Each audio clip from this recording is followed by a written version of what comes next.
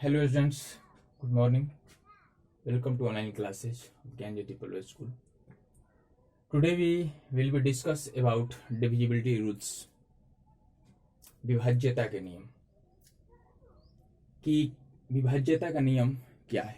सबसे पहले हम लोग जानेंगे दो के बारे में कि किसी भी संख्या में दो से डिविजिबिलिटी के लिए रूल क्या है, दो से विभाज्य होने के लिए नियम क्या है। यदि किसी संख्या का अंतिम संख्या इवन हो, इफ लास्ट डिजिट या यूनिट इज इवन नंबर, यदि किसी संख्या का अंतिम संख्या 0, 2, 4, 6 या 8 हो, वह 2 से डिविजिबल होगा। चलते हैं 3 के बारे में। If the sum of the digit is divisible by 3, यदि संख्याओं का योग 3 से डिविजिबल हो तो वह पूरी संख्या 3 से डिविजिबल होगी। एग्जाम्पल के तौर पर यहाँ पर हम देख रहे हैं कि हमारे पास एक संख्या है 12,342। ये कैसे पता लगाएंगे कि यह 3 से डिविजिबल है या नहीं। इसके लिए इन संख्याओं को हम लोग आपस में जोड़ देंगे, उसके बाद 3 से डिवाइड करेंगे। अगर फुली डिविजिबल हो, पूर्णतः विभाजित हो जाए, तब हम कह सकते हैं निश्चित तौर पर यह संख्या 3 से विभाज्य होगी। जैसे इसको जोड़ते हैं हम लोग, 1, 2 जोड़ेंगे 3 होगा, और 3, 6, 4, 10 और 2, 12। हम लोग देख रहे हैं कि 12 3 से डिविजिबल है, 4 टाइम्स में जाएगा और ये संख्या 3 से विभाजित होगी। यहाँ पर देख रहे हैं कि हमारे पास एक संख्या है 2529। इसको भी उसी तरह से जोड़ेंगे, 2, 5, 7, 2, 9 और 9, 18 और 18 3 से पूर्णतः विभाज्य है, तो हम कह सकते हैं कि यह संख्या भी 3 से डिविजिबल है।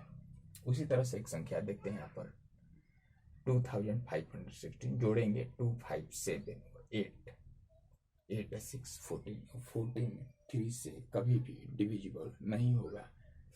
इसलिए हम कह सकते हैं यह संख्या 3 से विभाज्य नहीं है।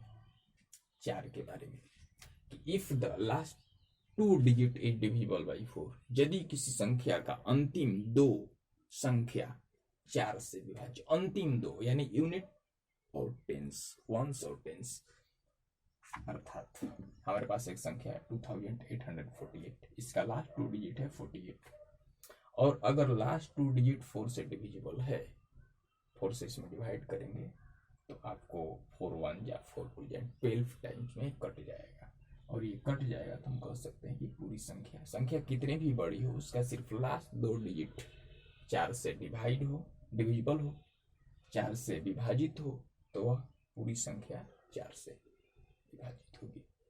हमारे पास ये संख्या एक, इसका भी लास्ट 2 डिजिट 36 है और ये 4 से डिविजिबल है, इसलिए पूरी संख्या 4 से डिविजिबल है।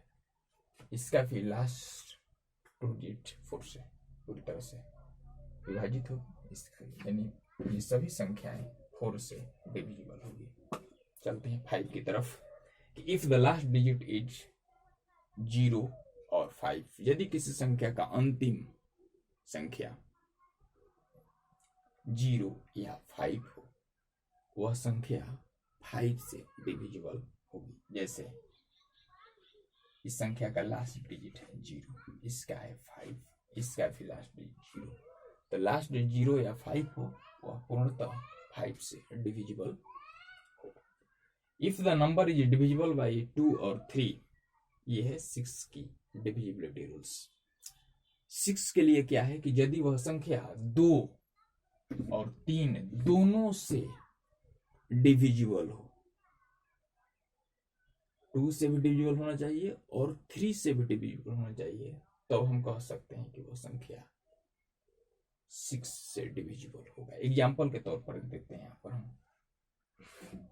हमारे पास एक संख्या है 270 और इसको हम लोग सबसे पहले 2 के डिविजिबिलिटी रूल्स पर आजमाएंगे कि यह 2 से डिविजिबल है कि नहीं, क्योंकि इसकी शर्त है कि 2 और 3 दोनों से विभाजित हो, तभी वो संख्या 6 से विभाजित होगी।